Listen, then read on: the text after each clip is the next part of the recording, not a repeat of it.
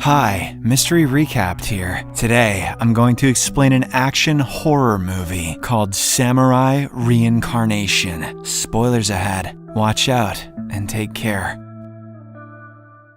The movie is set around 350 years ago, in the aftermath of the Shimabara Rebellion in feudal Japan. This is a time where the ruling military government of the Tokugawa shogunate had annihilated a force of 37,000 Christian rebels. In the opening scene, the heads of the mutineers, along with their leader, Amakusa Shiro, are put on pikes in the battlefield. The Tokugawa soldiers then watch a theatrical performance in front of the Shimabara castle to celebrate their victory, but none of them realize that there is a demonic power working in the area. Just as the lead performer comes on stage, the castle is hit by a powerful bolt of lightning. Every Tokugawa soldier is killed in the blink of an eye. It is then revealed that this was caused by the spirit of Amakusa. He is now reincarnated into the body of the lead performer. This movie is based on true events. However, the Christian leader is angry at his god for forsaking him in the war. He then calls Satan to help him avenge this loss, promising to give his soul in return. Soon enough, Satan grants him the power to resurrect dead people and turn them into evil spirits. Following this, Amakusa goes to a place named Kumamoto. He visits the grave of Tadaoki Hosokawa, a samurai who was killed during the current regime's ascent to power. Amakusa then performs some magic and summons the spirit of Tadaoki's wife, Grace. It is revealed that she was a tremendous beauty and a loving wife, but her husband slept around with other women, even bringing them back home. She still stayed loyal to him while also devoutly practicing her Christian faith, but her continued dutifulness made her husband insecure, and he regularly lashed at her. We also get to know that when the Tokugawa army started marching towards their province, Tadaoki was called to fight against them. The invading forces eventually won, and Tadaoki was killed off on the battlefield. When Grace learned of this news, she was so dejected that she asked a soldier to end her life. But even in the afterlife, she couldn't make peace with the fact that her husband had left her to die. Her spirit lingered on, yearning to meet Tadaoki once more. Back in the present, Amakusa promises to fulfill her wish. In return, she will have to help him destroy the Tokugawa regime. Grace readily agrees, and she is then reincarnated as the evil version of herself. The scene then shifts to a cave where legendary swordsman Musashi is contemplating his life. He founded the School of Two Swords, fought in over 60 battles, and has never been defeated. Despite all this, he is still jealous of Lord Tajima and his elder son, Jubei. Tajima is the chief sword instructor of the Tokugawa regime and famous all over the nation for his skills. Old Musashi is now close to his death and yet cannot let this jealousy go. Soon, Amakusa and Grace appear in his cave with a tempting proposal. If he agrees to reincarnate, they will help him have a one-on-one duel with Lord Tajima. Musashi is startled by their appearance and tries to attack Amakusa, but he is so sick that the sudden movement causes him extreme exhaustion. The old man eventually collapses on the ground and starts taking his last breaths on Earth. Taking advantage of his vulnerability, Amakusa once again repeats his proposal and Musashi finally agrees. Grace then kisses his lips, and the old man is reincarnated in a hideous but powerful form. Meanwhile, in Nara, a monk and a great spearman named Inshun crosses paths with two young girls. He surprisingly daydreams about unsheathing his weapon and brutally ending their lives. It is evident that Inshun is secretly a sadist who enjoys abusing beautiful women, but he holds back his violent urges this time, allowing the duo to walk away. A few seconds later, Inshun sees a slender, womanly figure wearing a demonic mask nearby. This mysterious figure knows his dark fantasy and taunts him openly for it. Furious, the monk throws his spear at her, but the figure vanishes into thin air. Upon witnessing this, he thinks that his dark desires are playing tricks in his mind. Despite training in Buddhism for decades, he has been unable to get rid of filthy thoughts. He thus commits the unthinkable by grabbing the spear and planting it in his abdomen. As Inshun drops to the ground, writhing in pain, Amakusa and Musashi show up. The womanly figure also reappears and reveals herself to be none other than Grace. Her beauty, combined with Amakusa's manipulative words, convince Inshun to accept reincarnation as a devil. Somewhere else in the country, a young man named Kirimaru returns to his village. He belongs to the Iga ninja tribe that live away from the rest of the kingdom. The young man is also good friends with Jubei, who is scheduled to visit the village in a few hours. However, moments later, the tribe is ambushed by the government-backed Koga ninja clan. The whole village is burnt down and everyone is mercilessly killed. Kirimaru turns out to be a good fighter, and he manages to escape into the nearby forest. He is quickly pursued by an equally skilled ninja woman from the Koga clan, but just as she's about to end his life, the reincarnated devils appear in the forest. Inshun, who is now immensely strong and openly sadistic, knocks down the woman ninja. He then creepily enjoys abusing her, while the other devils watch on with expressionless faces. Meanwhile, the severely injured Kirimaru lays down nearby, drawing his last breaths. Amakusa then approaches him and makes a tempting offer. In return for his help, he will be given a chance to avenge his family. Kirimaru has nothing to lose, so he agrees and is immediately reincarnated as a devil. After a while, Jubei arrives at the village only to find it in complete ruins. He calls out for his friend and begins investigating in the surrounding forest, but he soon comes face to face with a bewildering sight. Kirimaru, along with 3 other people, are riding towards him on horseback. Jubei quickly leaps onto a tree branch and narrowly avoids being impaled by Inshun's spear. He then watches on as the horsed company demonically laughs at him. Before they leave, the ghostly Musashi promises to challenge him later at a more suitable arena. With his team now complete, Amakusa begins his plan to infiltrate the enemy castle. His first step is to bring Ayatsuna, the chief of Tokugawa shogunate, under his control. It is revealed that he is the 4th shogun of the ruling dynasty, but is just a young man. Later, while visiting a shrine in the city of Nikko, Ayatsuna comes across a beautiful woman. She calls herself Otsana, but she's actually the devil Grace in disguise. The young shogun is unaware of this, and he's immediately smitten by her beauty. So, later that night, he asks his right-hand man Izu to find the girl and bring her to the palace. However, the high-ranking official gets some really bizarre news about Otsana. Her parents report that the girl had gone mad and left home a year ago. They think that it is highly unlikely that the shogun saw their daughter in the shrine. Izu later analyzes this information in his chamber and concludes that the girl must be a spy. So he asks one of his men to kill her immediately. Unbeknownst to them, Amakusa and Kirimaru have sneaked into his chamber. The devilish duo then brutally kills both Izu and his man, leaving their lifeless bodies hanging by the roof. On the other hand, Otsana sneaks into Ayatsuna's palace in Nikko. She uses her dark magic to evade the guards and makes it into his bedchamber. There, she strategically strips in front of him, which is enough to seduce the young shogun. The duo then heads to his bed and makes intense love. A few days pass by, and the news of Izu's death reaches the capital, Edo. The high-ranking officials are worried about the mysterious manner of the death. They are also concerned by their shogun's abrupt decision to prolong his stay in Nikko due to a girl. In the meantime, Otsana continues to distract Ayatsuna from his duties using her beauty, but not everyone is ignorant to her dark magic. Jubei's father Tajima has already sensed that there is something sinister about the stranger. Thus, the old man commissioned a special katana from an infamous ironsmith, Muramasa, earlier that week. One night, while he is checking the sword's sharpness, he receives a letter from his son. It details the young man's rendezvous with 5 ghosts near the Iga ninja village. This is enough to confirm Tajima's suspicions about the involvement of evil spirits in the recent incidents. So, he plans to kill Otsana by pretending that he lost his sanity. He will then commit seppuku, as he is already on the brink of death due to terminal cancer. Later, as Tajima heads towards Nikko Palace, he is interrupted by Inshun. The devil is boastful about his newfound powers and challenges him to a duel, but Tajima proves to be too much for Inshun despite his old age. He slices up the devil's head with one quick slash of his new sword. Amakusa and Musashi, who have been watching this duel, are thoroughly impressed by the old man's skills. However, Tajima is now too tired, and his internal organs have collapsed, leaving him vulnerable. Amakusa uses this opportunity to probe into the old man's heart and see his deepest desire. It is then revealed that Tajima considers Jubei as the best swordsman in Japan. He always wanted to have a duel with his own son, just to see who would come out on top. Thus, Amakusa offers him reincarnation and a chance to fight his son in exchange for his help. Consumed by desire to test himself against Jubei, the old man accepts the offer. Following this, Tajima goes back to his home and sits in his chambers as if nothing has happened. Jubei also arrives back from his travels later that night. He is eager to meet his dad and discuss everything he has seen, but as he approaches the old man, Jubei senses that something is off. Tajima slowly turns his head around. His eyes now have a demonic glow. He then attacks his son at a blistering speed, but Jubei somehow manages to parry the attacks and runs away. Elsewhere, in a remote shrine, Amakusa carries out satanic rituals to cast a curse on Tokugawa's crops. The scene then shifts to Edo, where farmers farmers have gathered in front of the governor's house. They plead with the guards to forgive this year's taxes, as all of their crops have turned out to be black. However, the guards refuse, which leads the already frustrated mob to protest against the shogunate's taxes. In the ensuing chaos, a guard mercilessly whacks a farmer with his baton. The poor man falls dead on the spot, and this is enough to scare the crowd away for the moment. A few days later, Kirimaru is roaming around the area when he suddenly sees a beautiful girl in front of a grave. The young man is immediately attracted by her beauty and approaches the spot. It is then revealed that she is Omitsu, the daughter of the farmer who died in the earlier protest. Despite being a devil, Kirimaru begins to feel affection for the orphaned girl. On the other hand, Jubei seeks out Muramasa, the infamous ironsmith boycotted by his community. They believe his swords lacked grace and contained wicked magic. Therefore, Jubei goes to his hut and convinces him to forge a sword capable of killing demonic spirits. In the meantime, Amakusa reads Kirimaru's mind and realizes the orphan girl is slowly changing him back to a human. Thus, he manipulates him to give in to lust rather than love for the girl. Following this, Kirimaru goes to meet Omitsu and attempts to force himself on her. He tears her clothes but cannot completely give in to lust. He then lets her go and begins to cry, regretting all the things that he has done. Suddenly, Jubei arrives at the spot and confronts his old friend. The young ninja sees this as an opportunity to repent for his actions and begs to be put out of his misery. However, Jubei urges him to regain control of his conscience by fighting the darkness within. Meanwhile, the Tokugawa shogunate holds a lavish hunting party in Nikko. A group of angered farmers interrupts the hunt to protest the high taxes that were collected to fund this event. However, Otsana and Tajima, who are in the hunting company, manipulate Ayatsuna. The latter then orders his men to round up all the protesters and kill them on the spot. By the end of the day, the governor of Nikko crucifies the executed farmers on a hill. The rest of the villagers are forced to watch the brutal display of power. Amakusa then uses this opportunity to cast a dark spell on the gathered crowd. He incites a bloody riot among the peasants, who ultimately kill the governor. He then rallies them as his army to ride to Edo and overthrow the shogun. As all of this is happening, Muramasa finishes forging Jubei's wicked sword. In the next scene, Kirimaru attempts to escape with Omitsu, but Amakusa catches him and brutally finishes him off. At this point, the entire region between Nikko and Edo is burning. As Amakusa's forces head towards the capital, a heartbroken Omitsu then takes her lover's body to a nearby fire in order to cremate it. Coincidentally, Jubei is also there, and he vows to avenge the death of his close friend. After just a few moments, he gets his opportunity as Musashi appears at the spot. The old swordmaster challenges Jubei to a duel at a nearby beach, to which the latter accepts. The next day, Jubei takes his wicked sword and confronts Musashi by the sea. The veteran swordsman, laced with satanic magic, is incredibly powerful, but Jubei has been training under his father since the age of 3. He completely overpowers Musashi, killing the old man once and for all. Jubei then heads to the capital to eliminate the remaining members of this devilish group. Back at Edo, things begin to quickly go downhill for the Tokugawa shogunate. The farmers' uprising continues to advance on the capital. Shogun Ayatsuna finally comes to his senses after seeing that his kingdom is in disarray, but it is too late, as Grace, still disguised as Otsana, holds him hostage. She, alongside Tajima, sets the palace ablaze, killing almost every member of the shogunate. By this moment, Grace has completely lost her mind and begins to see Ayatsuna as her ex-husband. She yells at him for leaving her to die and drags him into the flames. Thus, the story of the Tokugawa dynasty ends in a brutal manner. Moments later, Jubei arrives at the burning palace to fight the forces of evil. Now covered with Buddhist prayer symbols, he confronts Tajima. The father-son duo then engage in a fierce battle inside the burning halls of Edo Castle. Initially, the old man uses his satanic powers to break Jubei's wicked sword, but as he lunges forward, Jubei counters his father's momentum and drops him to the floor. He then snatches Tajima's Muramasa sword and slices his throat. With his father now dead, Jubei confronts Amakusa. The Christian leader is impressed by his swordsmanship and offers him to join the dark side, but the young man refuses, preferring to fight the devil instead. A struggle then ensues where Amakusa puts up a valiant fight, but he is no match for Jubei's agility and is eventually decapitated. However, as the credits begin to roll in, Amakusa grabs his severed head and laughs. He vows to continue resurrecting as long as humanity exists before disappearing